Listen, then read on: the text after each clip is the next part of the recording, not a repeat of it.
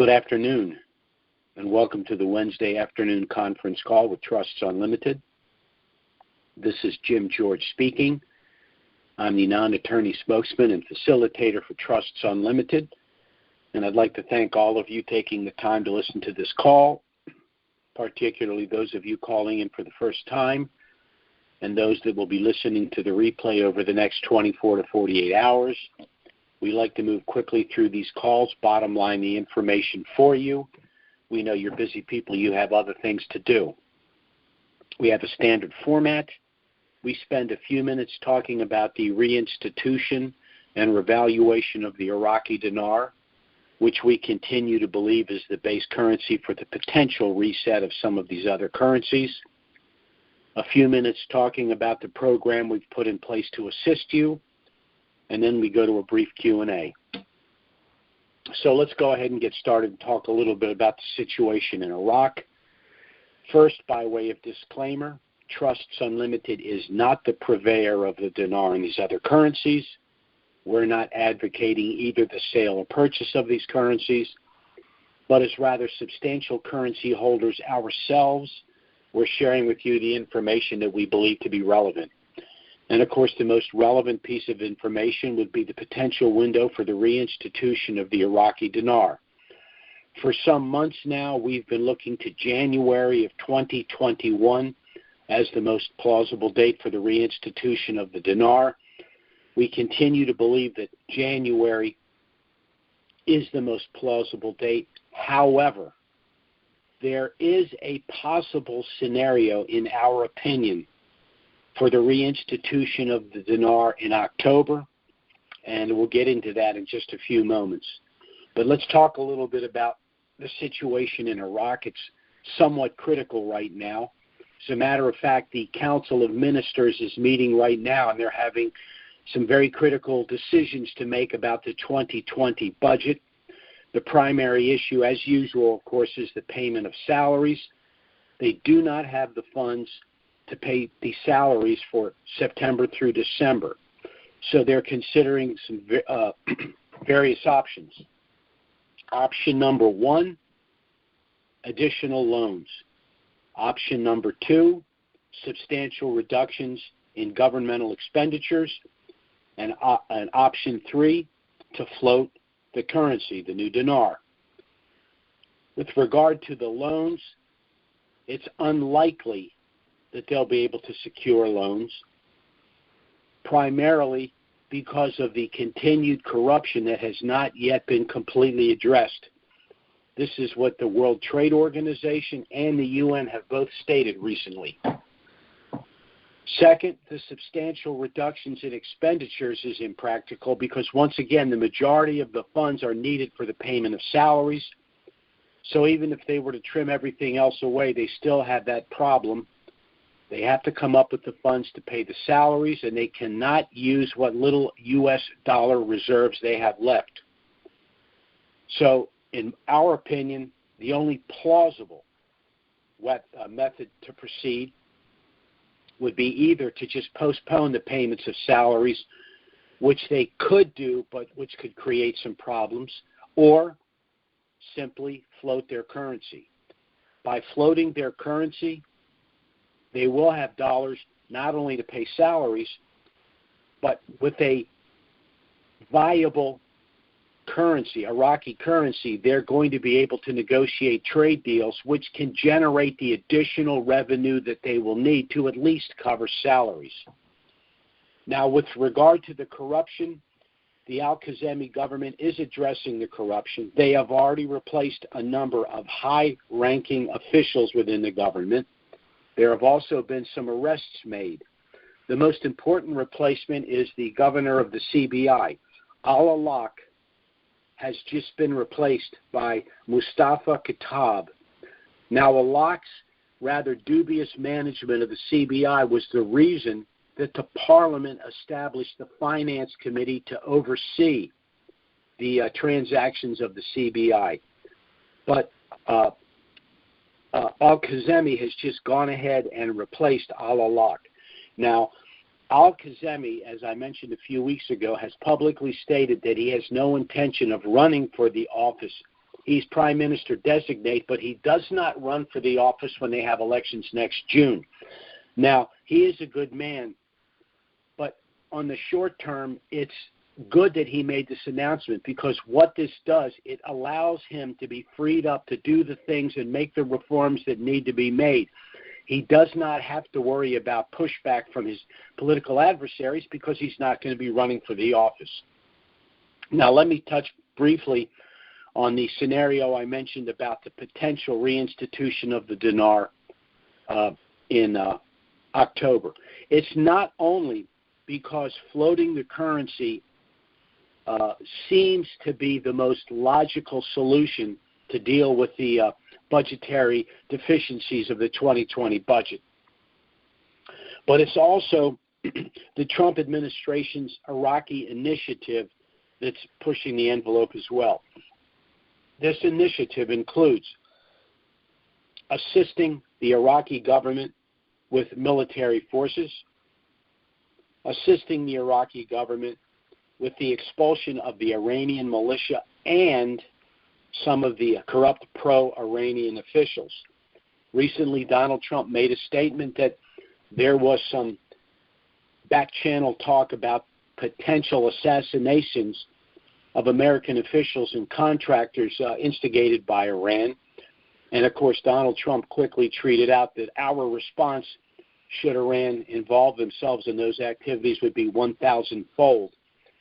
And what Iran is got to protect, because it's the only thing they have left, are their oil fields. Trump does not want to go there, but he's made it abundantly clear that he will go there if he has to. Third part of the initiative is to establish contracts to rebuild the Iraqi infrastructure, and that will also help to generate economic activity in Iraq. And all of this points to the possibility of a reinstitution of the dinar in October. Now, it seems as though October is only a couple of weeks away. There doesn't seem to be a whole lot of talk about this. I will point to the recent peace treaties between Israel, the United Arab Emirates, Bahrain, and at least a half a dozen other Arab nations that have expressed interest in participating. The fact that the Trump administration was able to negotiate an agreement that has been attempted for 30 years, it's a massive agreement, that they were able to do it without the media or anyone else really knowing about it, tells you that the Trump administration is involved in a great many things behind the scenes that we are unaware of.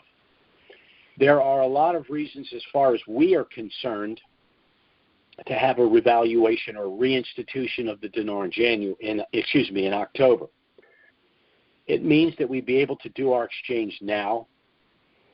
It means that we've had much more assurance that this will in fact occur, because on the off chance that Trump loses the election, we don't know what a Biden, or rather a Harris administration, to put it in their terms, would mean. It also means that we would have time to hold the currency before taxes would be due in January. It also means we can compel the IRS to tell us exactly what the tax implications are. So for a lot of reasons, October would be a very good date for the reinstitution. Now, I'm not saying that it will happen then. I still believe that January of 2021 remains the most plausible date, but the October surprise scenario does exist. So this is good news as far as I'm concerned. Best situation, October of 2020. Worst scenario, in my opinion, January of 2021. Either one, we're just talking literally about at worst months and at best weeks. Now, this means that those of you who are holding currencies and have not as yet gotten your affairs in order, or may not understand what that involves, this is why Trusts Unlimited has put a turnkey program in place to assist you. Most dinarians are middle-class, hardworking people who have never had to manage a substantial amount of wealth in their life. So Trusts Unlimited has put a program in place to assist you with this windfall. It is a two-phased turnkey program. Phase 1 is pre-RV. Phase 2 is post-RV. Pre-RV involves the establishment of a package of pre-RV asset protection trusts with the assignment of your dinar and other currencies on paper to that trust package. Post-RV involves all of the products, services, and professional referrals that will be made available to you after the revaluation of the dinar and hopefully some of these other currencies. So let's start with phase 1, which is, again, the establishment of your package of pre-RV asset protection trusts with the assignment of your currencies on paper to that trust package. There is a very specific reason why Trusts Unlimited has established a package of irrevocable trusts to protect this wealth. There are other entities that individuals can establish. For example, individuals can establish LLCs and sub-S corporations, and they will provide some level of asset protection, but primarily by dividing business assets from personal assets. The problem here is that these currencies are a personal asset. In addition, courts have ruled that LLCs and sub-S corporations that are owned in the majority by one person or a closely held group can be pierced for civil litigation. So the LLC and the sub-S corporation are not going to provide the asset protection you are going to need and want. Some individuals have established a revocable, or sometimes referred to as living or loving trust, and these trusts will exempt your estate from the cost and delay of probate, and in some situations substantially reduce or even eliminate the federal estate tax. But the revocable or living or loving trust can provide no privacy or asset protection. So they're going to be inappropriate for your needs. Some individuals have established single irrevocable trusts, and a single irrevocable trust does provide more asset protection than the other entities I just mentioned. However, there is an inherent flaw even with the single irrevocable trust, and it is this. If any asset within that trust is involved in civil litigation, that would necessarily drag all of your other assets and net worth into that litigation as well. Why? Because all of the assets and all of your net worth are owned by that one single entity. The solution is to establish a package of irrevocable trusts which will protect you both pre- and post-RV. But this package must be established prior to the revaluation of the dinar and these other currencies for a number of reasons. So let's review them here. First, by establishing our package of irrevocable trusts, you will protect your privacy and your anonymity both pre- and post-RV. Why? Because the assets within our trust package are sealed, meaning that the general public will have no knowledge of your net worth or your actual holdings. Second, by establishing this trust package, you will be able to successfully avoid personal IRS scrutiny. If you are holding these currencies in direct title when they revalue, the IRS will probably spit out an audit. And with the potential magnitude of this revaluation relative to your prior year's earnings, you're probably looking at a full-blown 6-year audit. Such an audit would be time-consuming. It would certainly be frustrating because it's come along at the precise time these currencies have revalued, and you have many more important issues to deal with. And third, the cost of a 6-year IRS audit would probably be more than the cost of our asset protection trust. On the other hand, if your pre-RV asset protection trust package is in force and you have assigned your dinar and other currencies to that trust package, you will have successfully transferred the taxable event of this revaluation from yourself personally to the trust. Now, this is important for two reasons. First, there's less than a 10% chance of an IRS audit if the taxable event of this revaluation were to occur within a rather sophisticated trust package such as ours. But second, and most importantly, even if the IRS determines to audit your trust, they can't do a 6-year audit. Why? Because the only taxable event within the trust will be the revaluation itself.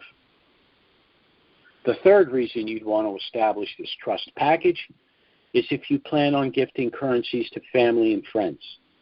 Philanthropic gifting can always be done on a tax-preferred basis, either pre- or post-RV. But in order to avoid a substantial 40% federal gift tax, you're going to need to give currencies to family and friends before the revaluation. Now, if you're gifting to individuals that you have no problem giving them the currency to exchange for themselves, or giving them the U.S. dollar lump sum after you have negotiated the exchange, that can be accomplished outside of a trust with a standard gift letter. But if you are hesitant for any reason to give any of these individuals the post-RV lump sum, you can gift the currencies to them through our specially designed gift sub-trust, which is part of our package. And because you're gifting through this gift sub-trust, their U.S. dollars will be protected along with yours. In addition, the language of this sub-trust allows you to gift up to a certain amount of a currency or currencies, meaning you've created a sliding scale and you can gift to these individuals the exact U.S. dollar amount that you had in mind, irrespective of the exchange rate. And because you're gifting through this gift sub-trust, you will be in complete control of the post-RV proceeds, meaning you can manage, invest, and distribute these proceeds to these individuals as you deem appropriate. The fourth reason you'd want to establish this trust package is because it's been structured in such a way as to allow your estate to bypass the cost and delay of probate and the federal estate tax. I'm going to give you two quick scenarios. Scenario number one, you purchase 5 million dinar for $5,000. The day after that, those currencies revalue for $25 million.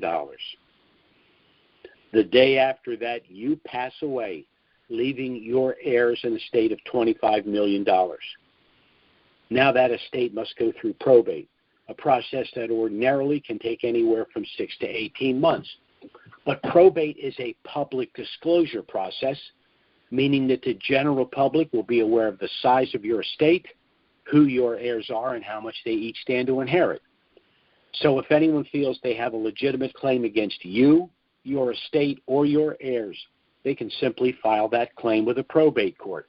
And that could tie your estate up for years, and in some cases even decades. And your heirs will have either limited access or no access at all to their respective inheritance until the probate process is completed. Then there's something called the federal estate tax. This is the tax that the federal government would assess in order for that estate to be transferred to heirs. Under current law, approximately $10 million of that $25 million estate would bypass any federal estate tax. But the balance could be taxed as much as 65%. Now, this scenario is not only unacceptable, it's completely and totally avoidable. How? Scenario number two. You purchase 5 million dinar for $5,000. The next day, you assign those currencies on paper to our asset protection trust package. The day after that, those currencies revalue for $25 million. The day after that, you pass away, leaving your heirs that very same estate of $25 million, but this time protected in our asset protection trust package. As a result, there will be no probate, there will be no public disclosure of your estate, Your heirs will have immediate access to their respective inheritance, and the federal estate tax will be zero, saving your heirs as much as 55% of their inheritance. The fifth reason you'd want to establish this trust package is for some very specific asset protection benefits. One pre-RV, one post-RV. Pre-RV, this trust package will allow you to circumvent something called the Uniform Fraudulent Transfer Act. Now, what does that mean? Under our system of civil procedure, you can only be sued for what you actually own in direct title or the value of property at the time you transfer it out of title and to an entity like our trust package. So let's take the previous example from before. You purchase 5 million dinar for $5,000. You transfer the currencies to our trust. They subsequently revalue for $25 million. You begin to live a lifestyle more reflective of your newfound wealth, and a couple of years down the road, someone sees that you're living rather comfortably and decides for whatever reason that they're going to sue you. Well, this prospective plaintiff has a couple of problems. First, he or she better have a very strong case and very deep pockets, because this trust package is structured in such a way as to make it extremely expensive and extremely time-consuming to pursue civil litigation.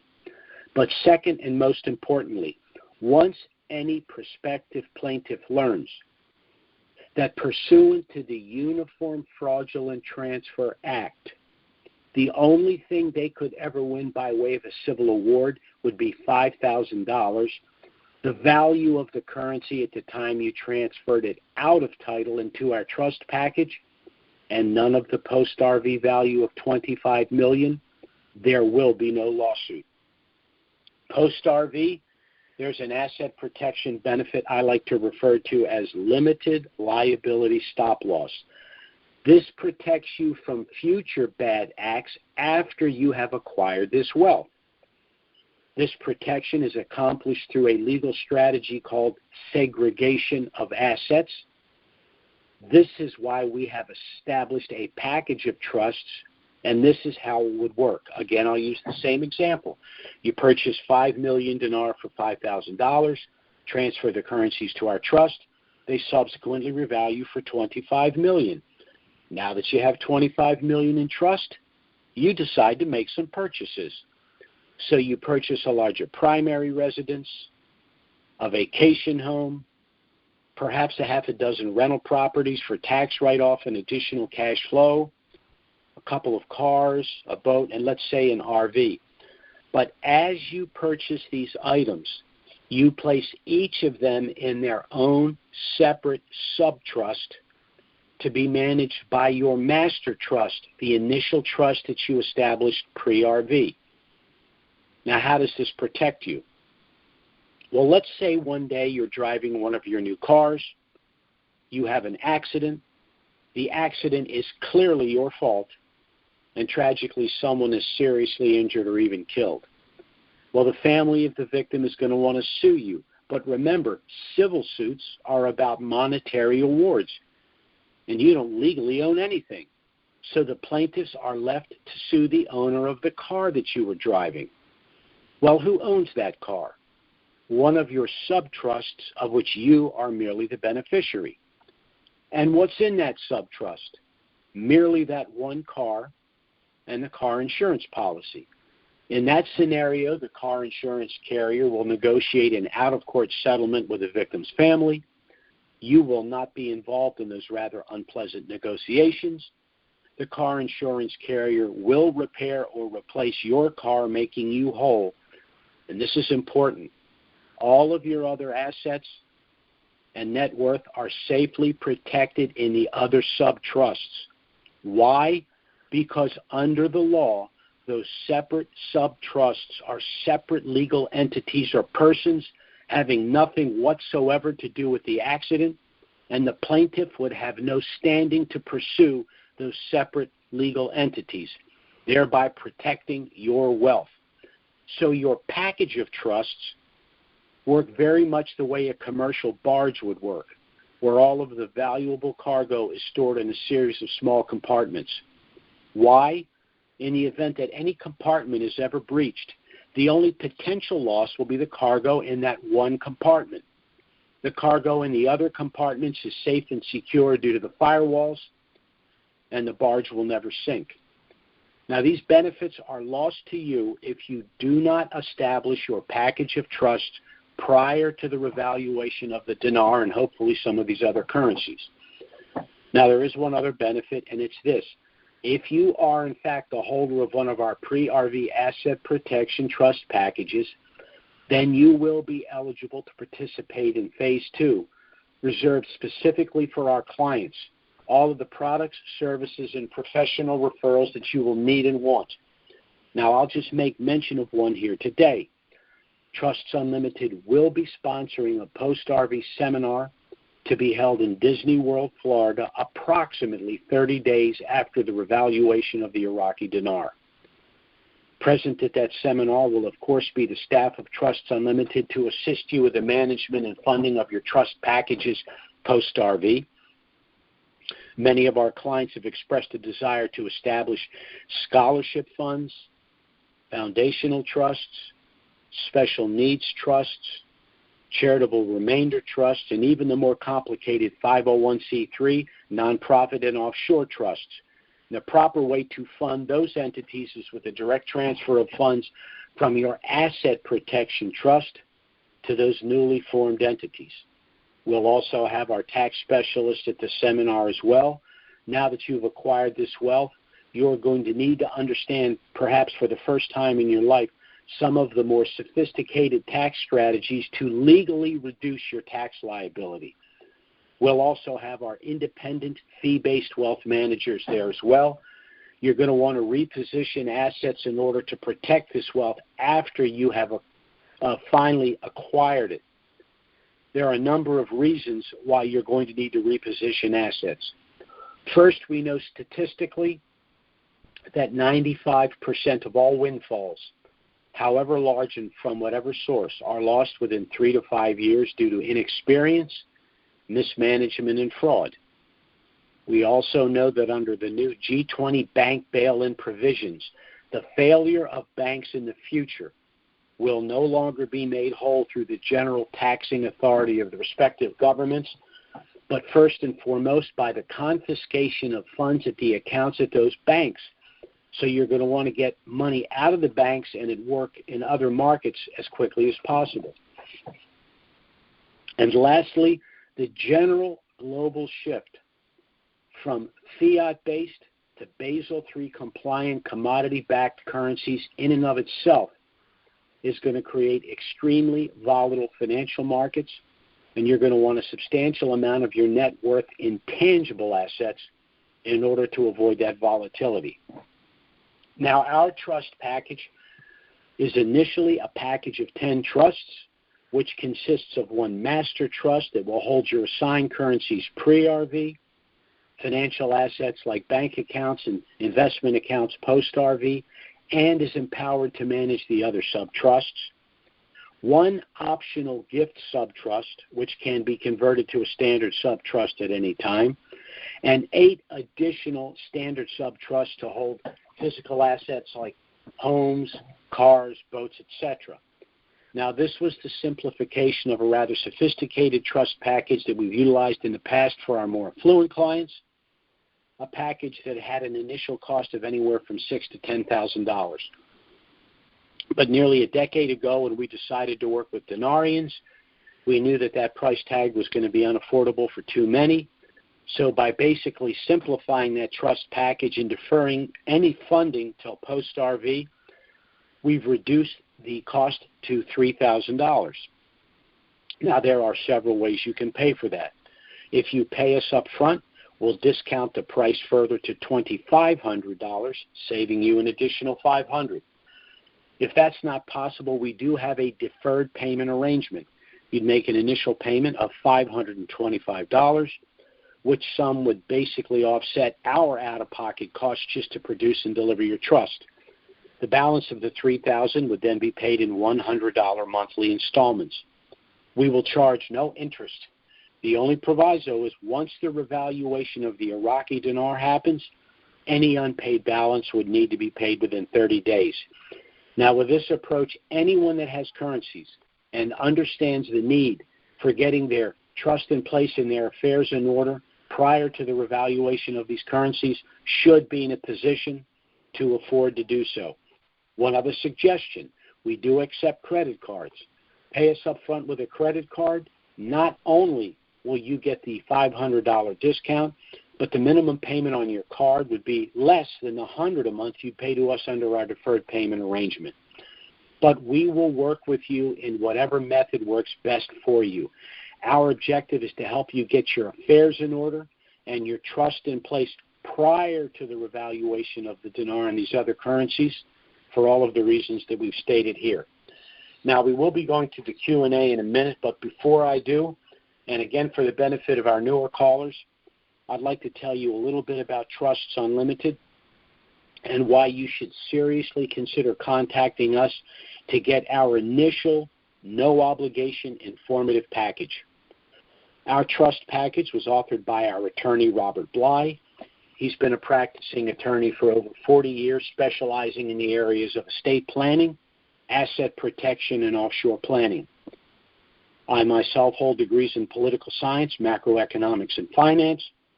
I've worked in these areas for over 38 years, and I, along with my clients, were personally involved in the reinstatement of the Kuwaiti dinar in the early 90s. So between the two of us, Robert Bly and I have over 78 years' experience working precisely in this area. And I frankly know of no firm that can make that claim. Now, Bob and I have been working together for a decade in the areas of estate planning, asset protection, and offshore planning.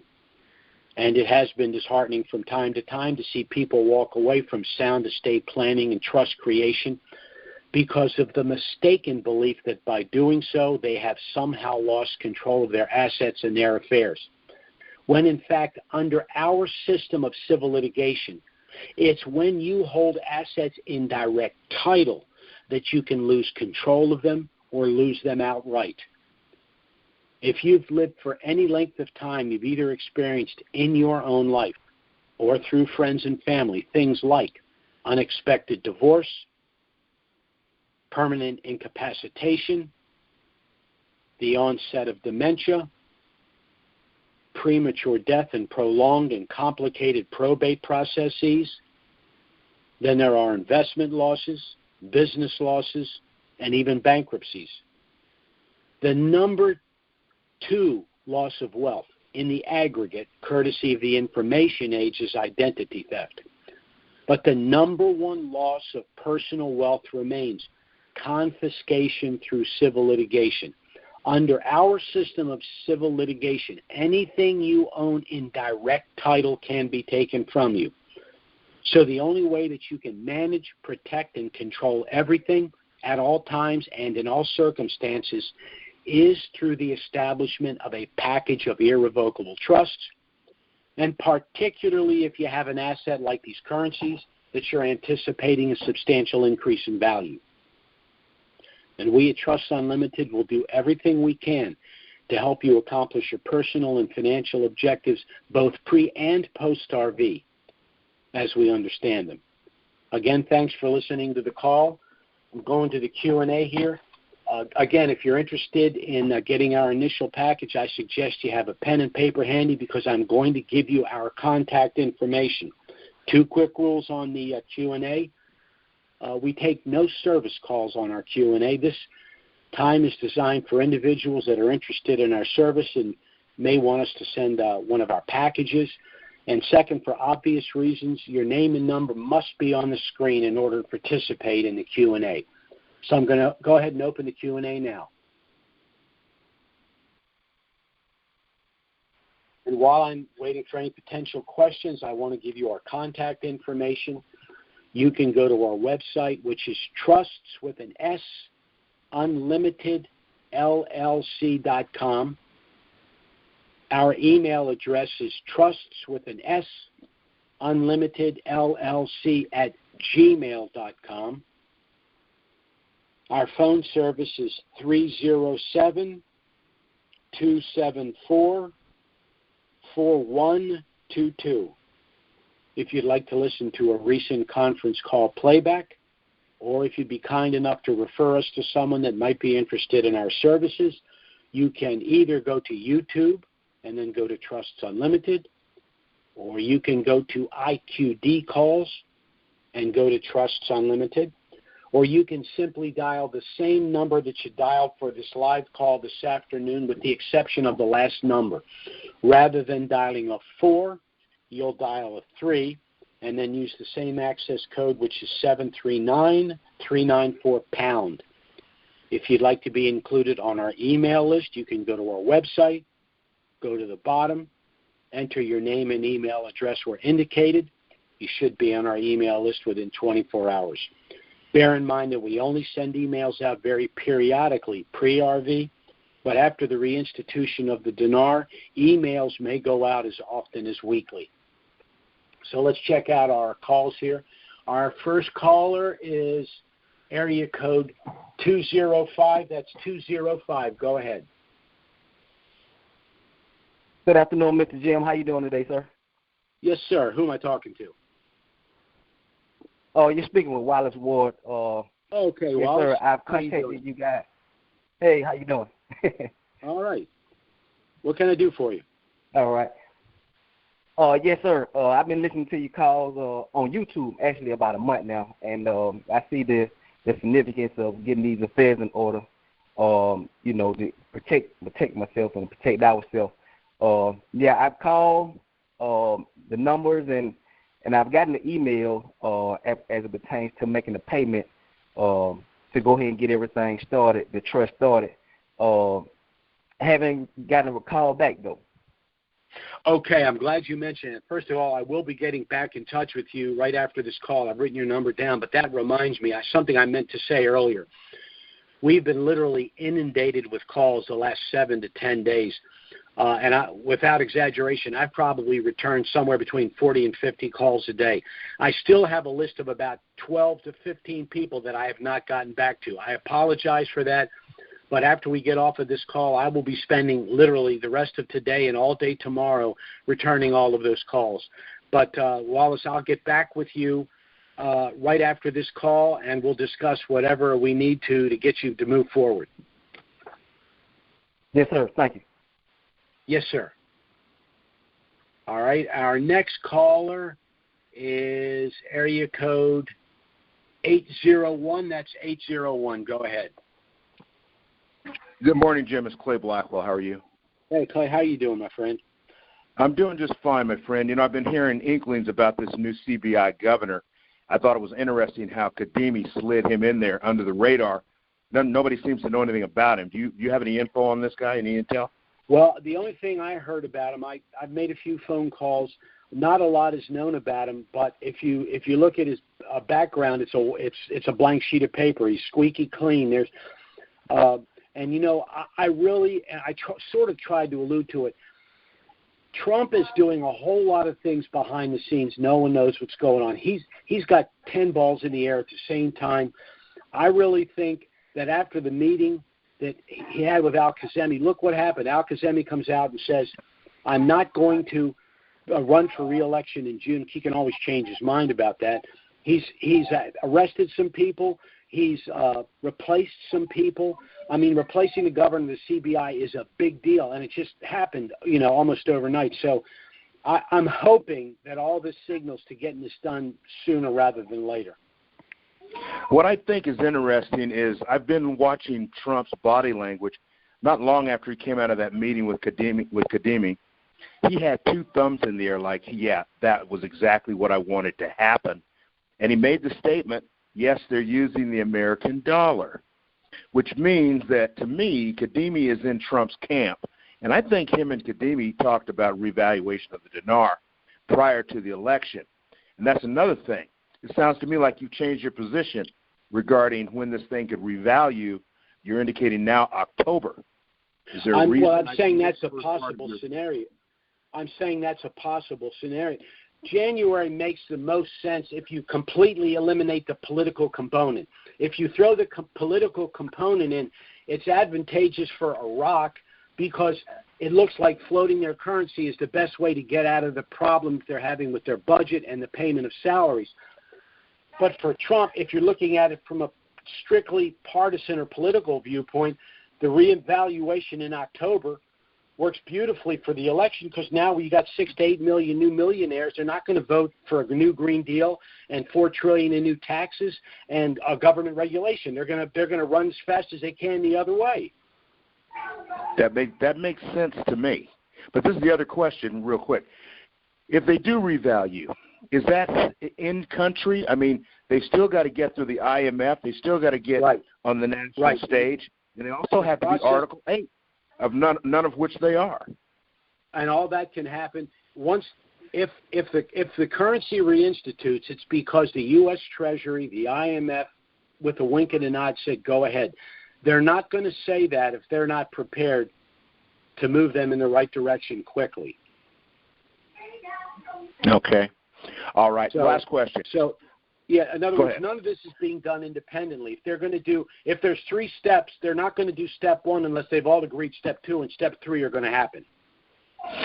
I agree with that. Also, if you notice, the dinars are drying up, and they're keeping everything under wraps. I don't think they want people to rush to buy dinar right now. They want people to actually relinquish their dinar, which they're not doing, out of discouragement. But you're right. There's an undertone here. There's an underlying message coming along that nobody knows about. But Trump and Kadimi, and the IMF, they know what's going on. Yeah. And remember, the World Trade Organization and the UN issued a statement saying that the rub for them was the corruption, the corrupt officials. And so what has Kazemi been doing? He's been replacing people right and left. He's just cleaning house. Well, it's interesting to see, too, that Maliki ran right off to Iran as soon as all this started. So he's got something going on. He has a very strong police in the state of law. So he's going to cause some crap, I can tell you right now.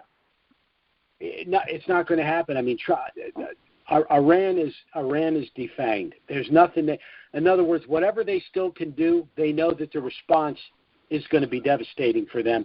And there's a possibility that Maliki doesnesn't come back, because that's his protection, Iran. So Maliki's in trouble. It's just a matter of how it's going to happen. He's in trouble. That's interesting. I hadn't thought about the fact that he may not come back, because he did take off pretty quick. Yeah. Okay. Yeah. Well, when they started replacing him, they made a few arrests, and he was gone the next day. Yeah, he was. Yeah, that's interesting.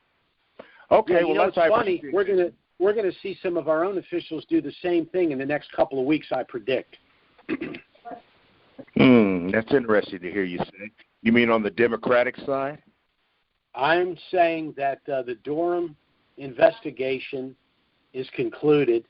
One of the keys for me was one of his assistants, who was a never Trumper, abruptly resigned. Now, why would she resign?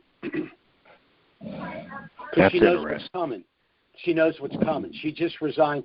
She said, "I'm resigning without comment out of respect for Durham." So, in other words, what she's saying is I respect the man, but I don't like where this is going. So I'm not signing off on it. Interesting. Okay. Yeah. Yeah. Trump's got something up his sleeves, because he's a little too cool, calm, and collected for me. With the polls being what they are, something's going on.